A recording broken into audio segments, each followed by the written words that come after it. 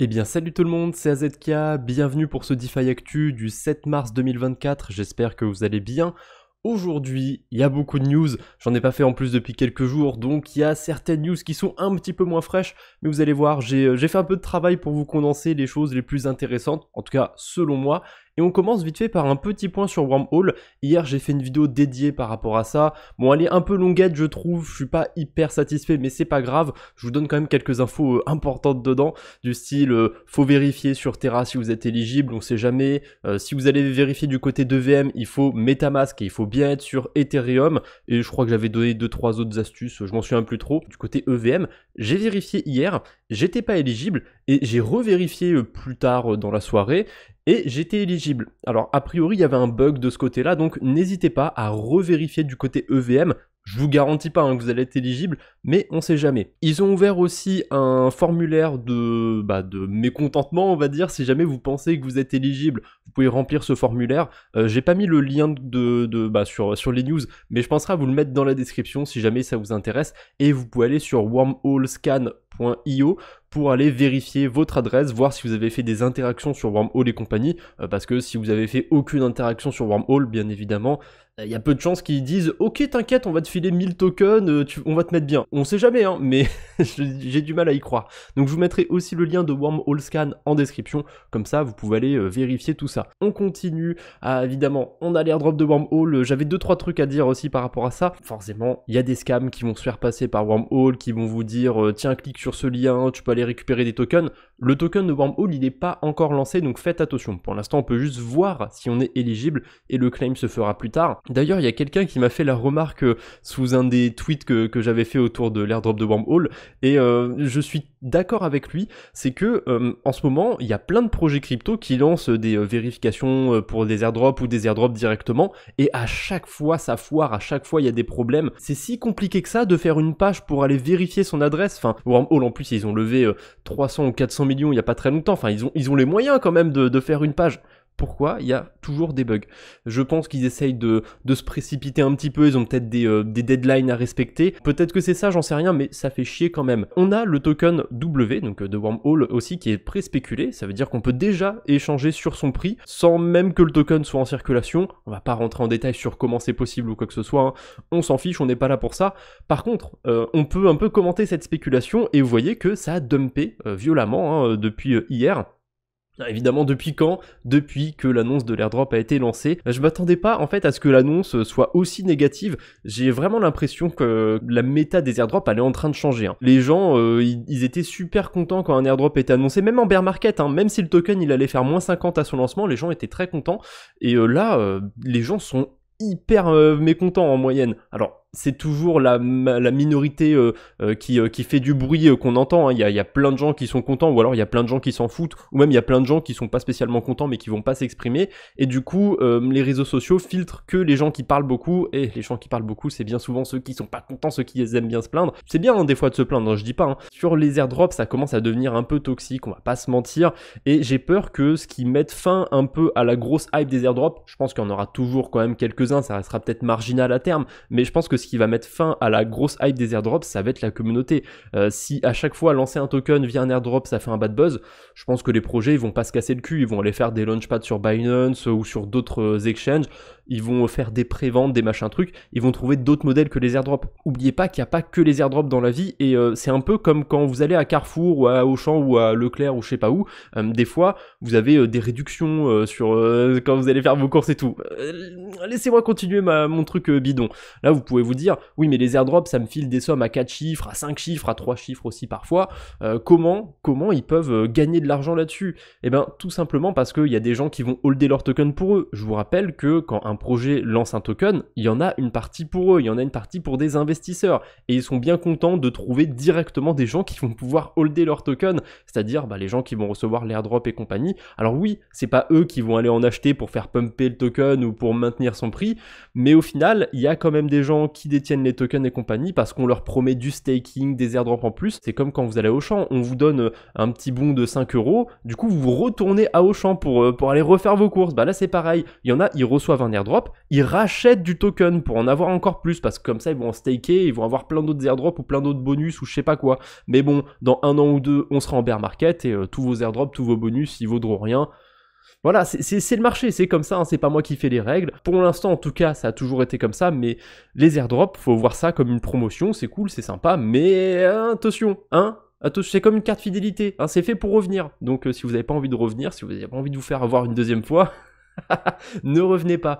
Et d'ailleurs, si ça vous intéresse quand même, les airdrops, on va pas se mentir, ça commence à avoir, on sent que dans quelques temps ce sera fini, mais si ça vous intéresse quand même d'avoir des informations sur ça, j'ai fait un tableur où je liste plein d'informations autour des airdrops parce que je fais mes recherches pour moi-même, mais je me suis dit, ben autant déjà, même pour moi, mettre tout ça sous forme d'un tableur avec des informations claires, etc. Donc j'ai essayé de faire le truc le plus propre avec les outils que j'avais à ma disposition, bien sûr. Honnêtement, je sais que ça se fait pas trop de dire ça, je me jette un peu des fleurs, mais je trouve que c'est pas si mal. L'airdrop, le tableur est pas si mal, je suis assez satisfait de moi, et j'ai eu que des retours positifs, donc ça me fait plaisir et ça me motive énormément. Donc si ça vous intéresse, vous avez le tableur en description, et j'ai trop envie de lancer un pic du style, est-ce que si vous avez déjà payé pour des formations, je sais pas quoi, autour des airdrops, est-ce que mon tableur est meilleur? Après, je vous donne pas de marche à suivre sur le tableur parce que je trouve ça absurde de vous donner une marche à suivre, mais vous avez vraiment toutes les informations essentielles. Sur certains projets, vous pouvez prendre 1 minute pour regarder les informations et ça peut vous motiver à éventuellement aller farmer tel ou tel projet. Bon, c'est pas le but, hein, c'est vraiment le but, c'est juste de lister des informations. Il y a certains liens affiliés aussi sur le tableur. Ceux qui me suivent un petit peu, vous savez que l'affiliation, j'ai eu un peu de mal, mais j'ai trouvé comment en profiter un petit peu. Il y a certains liens d'affiliation, je peux récupérer des tokens et je peux vous faire des giveaways, des concours avec, donc j'ai pas spécialement envie de les utiliser pour me faire des sous, mais pour me permettre justement d'avoir des petites poches pour faire des giveaways et compagnie, je trouve ça plus sympa. En parlant d'airdrop, on en a un autre qui est tombé, comme c'est un projet que je suivais pas du tout, je l'ai vu passer mais j'ai oublié de le mettre sur le tableur, donc pour vous montrer que je le mets souvent à jour ce tableur, pour l'instant dans Airdrop Acclaim, on n'a pas Saga, et je vais l'ajouter juste après avoir enregistré cette vidéo, donc vous pouvez aller vérifier si vous êtes éligible. De ce que j'ai vu, il récompense les stakers sur Cosmos, il y a peut-être d'autres blockchains aussi, ceux qui ont participé au testnet et compagnie, et il me semble qu'il y a même les stakers sur Avalanche, et à vérifier, hein, mais on peut connecter son adresse Avalanche et compagnie. Bon, ben n'hésitez pas à aller voir, je vous mettrai le lien dans la description si vous avez fait des carabistouilles de ce côté-là. Perso, je suis pas éligible, je sais pas ce qu'il fallait avoir fait ou quand il fallait avoir staké exactement, j'ai pas pensé à chercher l'information, mais pour l'ajouter sur le tableur, j'essaierai de vous chercher le plus d'infos possible. Toujours, on a 2-3 trucs, désolé si vous aimez pas trop les airdrops, avancez un petit peu, passez les infos, mais on a Scallop qui a un protocole sur Sui et qui tease un petit peu leur airdrop. Hier déjà, ils avaient fait un post du style, je sais plus ce que c'était, mais en gros, comme quoi le token arrivait, et là, on a carrément un screen avec le bouton when, le bouton avec une date, c'est demain, le 8 mars 2024, enfin en tout cas c'est demain au moment où je fais la vidéo et au moment où elle sortira, hein. Si vous la regardez demain, c'est aujourd'hui, on verra. Peut-être qu'il y aura un airdrop de ce côté-là, peut-être que ça va être juste une annonce comme quoi on peut vérifier si on est éligible à un airdrop ou machin truc. En tout cas, ça commence à se confirmer du côté de Scallop et je pense qu'il y a d'autres protocoles sur Sui qui vont emboîter le pas et aussi sur Aptos, on va en reparler un petit peu. Scallop d'ailleurs, ils ont levé 3 millions de dollars il n'y a pas très longtemps, il me semble que je l'avais abordé dans le dernier DeFi Actu, mais au cas où, hein, si j'ai oublié, voilà, ils ont levé 3 millions de dollars. Du coup, j'avais dit qu'on parlerait un petit peu d'Aptos, s'il y a des protocoles qui commencent à bien s'apprécier, hein. Il y a des liquidités qui arrivent sur Aptos, je pense que je vais vous faire un quadbo sur la DeFi spécial Aptos, pour ceux qui savent pas hein, d'ailleurs ce que c'est les quadbos sur la DeFi, en gros je passe en revue une blockchain, une thématique en particulier et je montre les rendements qu'il y a de sympathique à faire en ce moment. C'est des vidéos très actualité, mais c'est sympathique si vous farmez un petit peu sur la DeFi. On a Amnis du coup qui ont atteint les 80 millions de dollars de TVL et en fonction du nombre d'Aptos qui sont stakés sur Amnis, ils ont annoncé qu'ils alloueraient plus de tokens pour leur airdrop. On verra ce que ça va donner, mais il me semble qu'ils ont passé un palier là, et je sais pas, ils doivent être à quelque chose comme 3 ou 5% des tokens qui sont réservés à l'airdrop, et ça peut monter jusqu'à 15-20%, mais c'est s'il y a des montants absurdes d'Aptos qui sont stakés, je crois que le dernier montant c'est 50 millions d'Aptos, ça ferait 700 millions de dollars au cours actuel, je sais plus à combien il est le token Aptos, je crois qu'il est vers 14 dollars, donc ouais, ça ferait beaucoup quand même. Après, je leur souhaite, hein, on sait jamais, on verra bien. C'est pas le seul protocole de liquid staking, il y a des choses sympas à faire sur Aptos, mais si ça vous intéresse, voilà, n'hésitez pas à me demander ce Quadbo sur la DeFi, je le ferai peut-être demain ou après-demain. Vous allez voir que là, il y a déjà un proto Quadbo sur la DeFi à la fin, parce qu'il y a un protocole qui fait des choses sympas. On a Canalabs aussi, il y a le nombre de transactions a doublé en une semaine. Canalabs, c'est un agrégateur, il y a aussi du trading sur Aptos, c'est très limité, mais ils ont quand même levé des fonds, il y a peut-être quelque chose à spéculer pour les farmers d'airdrop. Bon, bah écoutez, très bien, je suis content pour eux, et Aptos, ils ont retweeté un truc. C'est peut-être anecdotique, mais c'est un tweet d'Adam Kader, donc c'est le cofondateur de Tala Labs. Tala, c'est le plus gros protocole sur Aptos. Hein. En gros, dans son post, il dit qu'il a jamais été aussi optimiste autour d'Aptos, que sur le prochain mois, les 2 prochains mois, il y a des airdrops, des tokens qui vont se lancer, des investisseurs, blablabla, etc. Il y a plein de choses qui se build. Forcément, ce qui m'intéresse, c'est le fait qu'il ait cité des airdrops. Alors Tala, ils ont déjà leurs tokens, hein. Je pense qu'il a peut-être des infos sur d'autres protocoles de l'écosystème. C'est sympathique que Aptos ait retweeté un truc comme ça qui mentionne les airdrops, ça veut rien dire, hein. Mais Aptos, ils commencent à distribuer des tokens APT sur des protocoles et ils y vont pas de main morte. Ils font un peu comme suit. Je vous ai déjà dit que je m'attendais pas à un deuxième airdrop de la part d'Aptos. Après, j'en sais rien, peut-être qu'il y en aura un, mais je m'attendais à des incentives sur des protocoles, donc comme sur Sui. Sur Sui, il y a plein de protocoles qui distribuent des intérêts en Sui, si vous allez déposer des stablecoins par exemple et compagnie. Sur Aptos, c'est pareil, vous allez voir qu'il y a un protocole. Je tease un petit peu la fin de cette vidéo, mais sur la fin, j'ai mis un protocole, il y a des choses sympas à faire, et ils ont reçu un grant d'Aptos et ils distribuent un maximum de tokens. Après, on va voir s'il y aura aussi un airdrop. On sait jamais. A priori, il y a eu un hack du côté de la Binance Smart Chain, donc si jamais vous avez ce token, soyez prudent. Je sais, j'ai pas été voir son graphique, s'il avait dumpé ou quoi que ce soit, mais c'est pas impossible, hein, parce que vu que ça a l'air d'être un petit token, 152 000 $, ça peut peser dans la balance. C'est pas un gros hack, mais on en a eu un peu plus gros il y a quelques jours, c'est celui de WooFinance sur Arbitrum. Il y a un hacker qui a exécuté un flash loan. Donc un flash loan, c'est un emprunt temporaire. En gros, en une seule transaction, on emprunte une grosse quantité de crypto, mais on doit la retourner. Alors bien évidemment, c'est très difficile de faire ce genre de manipulation parce qu'il faut trouver une faille d'arbitrage ou une faille plus complexe. Et il y en a une qui a été trouvée sur WooFinance. Le hacker, il a réussi à voler 7 millions de dollars en Ethereum. C'est quand même pas mal, hein, on va pas se mentir. Pour l'instant, WooFinance, ils ont fait un communiqué, ils ont balancé un ultimatum, on va dire, aux hackers qui sont prêts à lui laisser 10% de ce qu'il a volé s'il rend les fonds. Très classique, hein. Ça ferait quand même 700 000 $, en vrai c'est pas mal, hein. Il peut les garder je pense. Moi je dis ça, je dis rien, si j'étais le hacker, je garderais les 700 000 $. Après il fait ce qu'il veut, c'est vrai que 7 millions c'est plus, mais si c'est 7 millions sales, faut les blanchir et je suis pas un professionnel, mais à mon avis c'est, même s'il y a Tornado Cash et compagnie, à mon avis c'est pas facile. Donc franchement, 700 000 $, s'il passe par là le hacker, 700 000 $, mec, tu mets la daronne à l'abri, tu peux lui acheter une maison quand même, enfin, je sais pas. Après on verra bien ce qui va se passer. WooFinance, ils font pas mal de volume en ce moment, je crois qu'il y a de la spéculation autour d'un airdrop avec des guillemets parce que leur token est déjà lancé, mais je pense que 7 millions, bon ça fait quand même un peu mal, mais je pense que si jamais le hacker ne rend pas les fonds, ils peuvent l'amortir. On verra bien. On a un truc marrant qui s'est passé autour de 2 meme coins sur Solana. On a le Dog with Hat qui est passé devant Bonk. Alors là ce que je dis c'est un peu absurde, vous allez vous dire que peut-être que pourquoi je m'emmerde en fait à comparer 2 meme coins sur Solana? Eh ben parce que ça me rappelle exactement ce qui s'est passé au dernier bull run. On avait Shiba et Doge, et pendant un tout petit moment, Shiba il était passé au-dessus de Doge. Et là, on a exactement la même chose avec les 2 plus gros meme coins sur Solana. Alors, il y a eu des rebondissements, c'est-à-dire que juste après mon tweet, je sais plus exactement ce qui s'était passé, mais le WIF il s'est fait défoncer. Il s'était pris genre un moins 20%, il est descendu d'un coup, il est descendu bien en dessous de Bonk. Mais juste après, il y a eu un listing sur Binance. Le token a été listé sur Binance. Donc il est remonté en flèche, il est repassé au-dessus de Bonk, et là depuis, hein, il est repassé en dessous.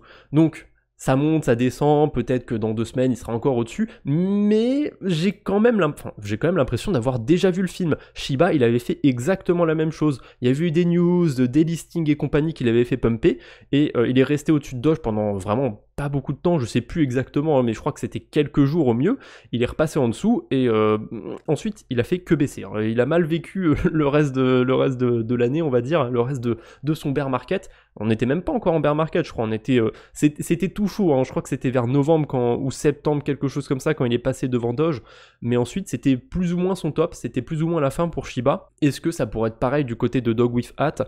On verra bien. En tout cas, il est monté à plus de 2 milliards de valorisation. C'est pas mal quand même pour un token de l'écosystème de Solana. Je sais qu'il y en a qui attendent qu'il aille à 10 milliards, à 50 milliards, à 100 milliards, 2 milliards, 2 milliards. Mais on sait jamais. C'est déjà bien pour un même coin. Si vous en avez acheté à quelques centimes, quelques dizaines de centimes, je vous dis pas de prendre des profits, mais envisagez quand même la question.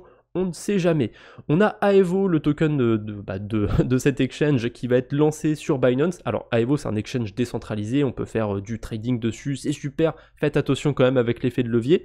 Et il y a un graphique que je trouve très intéressant de Dropstab. En fait, il montre d'autres projets qui ont des systèmes à points sur lesquels on peut encore spéculer sur des airdrops, mais vous n'êtes pas obligé de les utiliser pour spéculer sur des airdrops. Si vous avez besoin de trader de manière décentralisée, vous voyez qu'il y a quand même pas mal d'adresses. Alors il y a Parcel dans le lot, ça c'est un peu spécial parce que l'aspect trading c'est autour de l'immobilier américain. C'est cool que ça existe par contre pour le coup, mais c'est vrai que là si vous cherchez à spéculer sur Bitcoin et compagnie, c'est pas là-bas qu'il faudra aller. On a Drift à la limite du côté de Solana, parce que Parcel c'est sur Solana. Bref, c'est intéressant parce que c'est trié par levée de fonds et ça vous montre qu'il y a d'autres protocoles en fait à farmer, hein, si vous êtes encore sur le trading et compagnie, sur la DeFi, il y a encore d'autres trucs à spéculer. D'ailleurs, ils ont pas mis Hyperliquid, peut-être parce qu'ils ont pas levé de fonds, je sais plus. Je sais qu'Hyperliquid est sur le tableur. Bah attendez, je vais regarder ça en direct. Hyperliquid, ah ouais, ils ont pas levé de fonds, tiens. Je pensais pas, j'avais oublié ça. Bon, en tout cas, j'ai pas trouvé de levée de fonds autour d'Hyperliquid. Maintenant, c'est malin. J'en étais où par rapport à mes news? J'en étais là. Donc ouais, la prochaine news, c'est celle-ci. Comme j'étais sur le trading, j'ai vu passer ça et je me suis dit, oh tiens, j'avais carrément oublié cet exchange. On a pareil un exchange de perpétuel sur Gnosis cette fois-ci, qui s'appelle Mu Exchange, qui est pas très très connu, et mine de rien, j'ai été faire un tour dessus, et il y a plein de paires, on peut faire pas mal de choses. Ils ont rajouté Filecoin et Lido Token récemment, pourquoi pas, j'ai envie de vous dire. Et la particularité de Mu Exchange, c'est qu'on peut trader avec du SDAI, donc un DAI qui génère des intérêts. Je sais pas si c'est une très bonne chose, mais si je dis pas de bêtises, comme on trade en mettant juste une crypto en collatéral, techniquement, pendant que je fais mon trade, peu importe si je fais des pertes, des gains ou quoi que ce soit, je génère quand même des intérêts, c'est comme ça que ça se passe, je sais pas exactement. Par contre, ce qui me plaît pas trop sur Mu Exchange, c'est que là, je viens de le voir, mais au niveau du levier, je suis obligé de faire un levier x5, je peux pas faire un levier x1, x2, x3, c'est pas terrible, hein. Je regarde autour du Filecoin, autour d'autres cryptos, il y a que des gros leviers. Ça c'est dommage. Personnellement, ça m'arrive de temps en temps de faire 2-3 carabistouilles sur Hyperliquid, sur des exchanges comme ça, mais je vais jamais au-dessus de l'effet de levier x2, x3. Donc ça m'embête un petit peu du côté de Mu Exchange. J'avais pas fait gaffe à ça. Bon, c'est comme ça, c'est la vie. On a Init qui arrive sur Blast.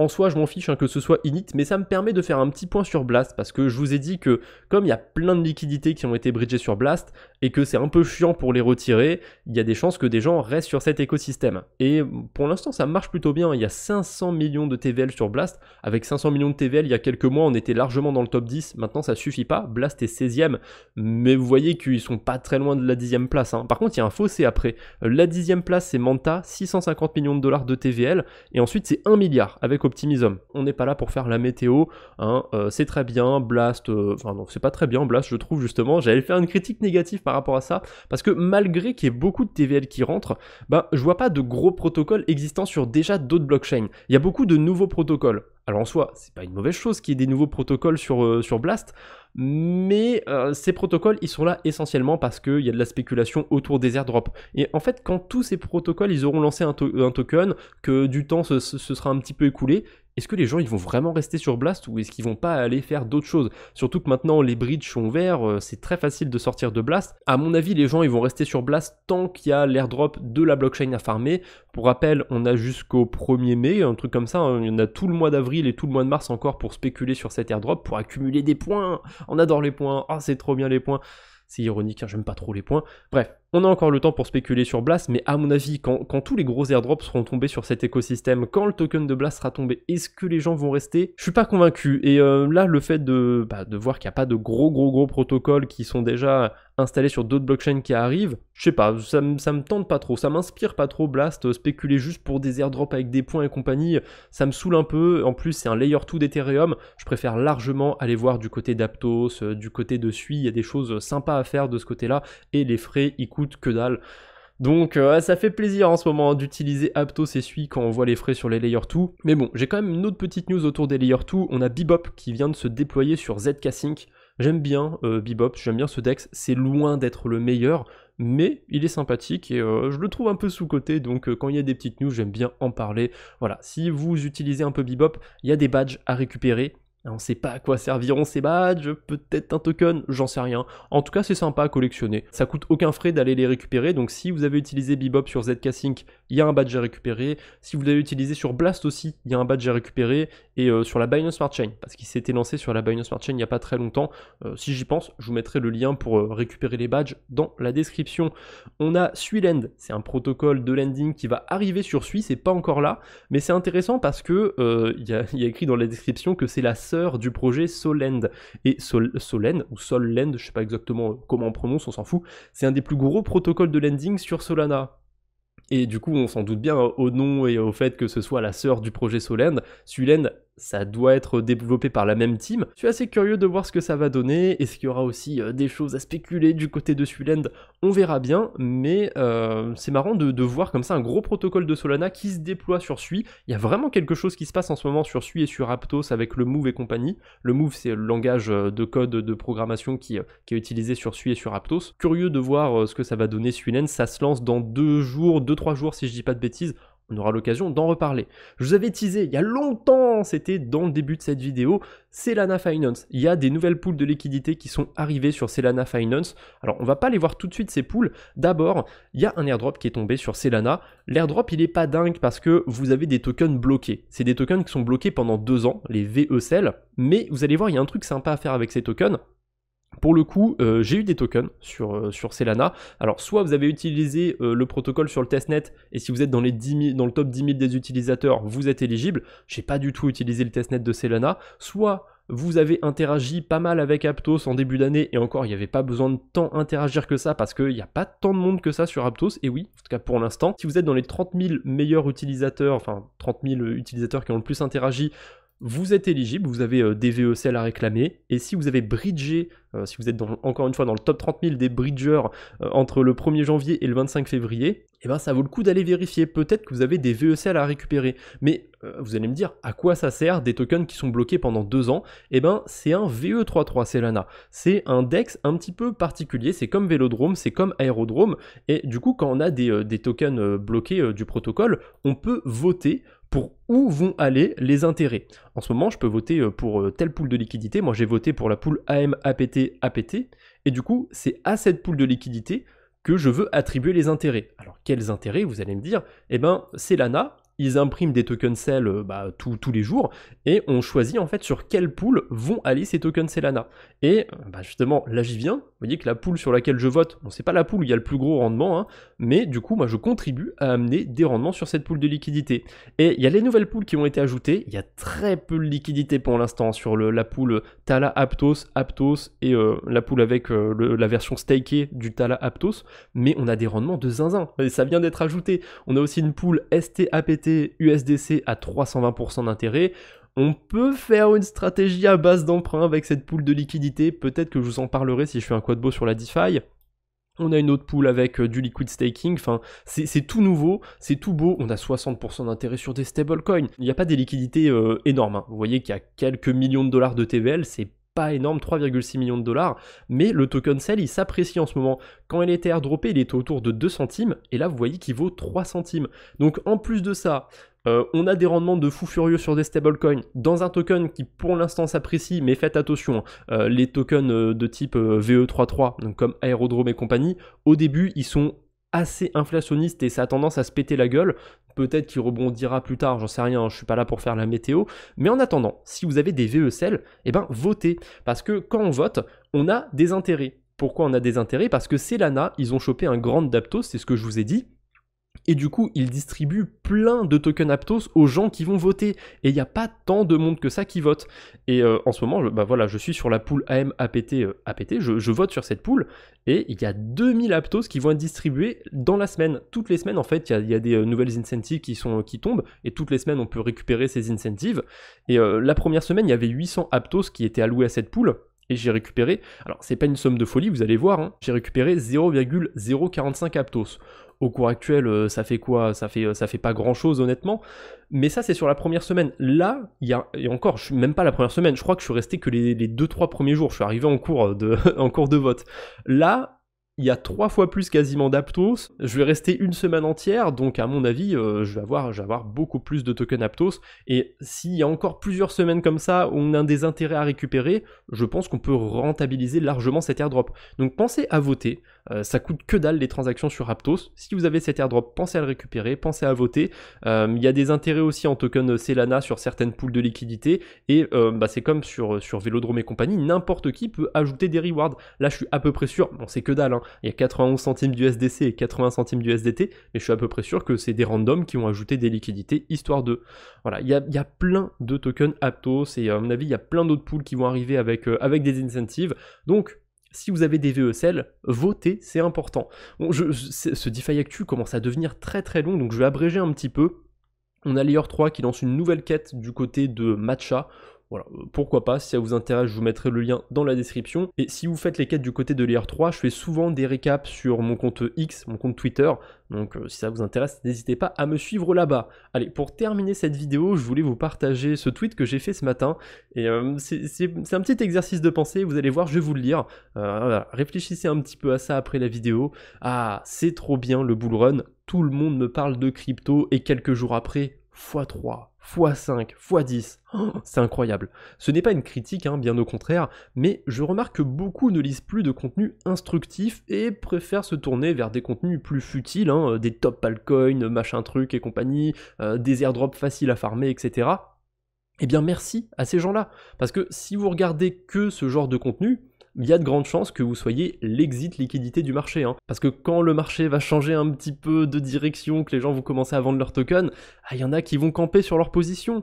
Donc un grand merci à vous. Je sais qu'ils me liront pas, hein, ceux qui lisent que ce genre de contenu, parce que j'ai pas commencé par top altcoin, machin truc, les altcoins sur lesquels il faut investir.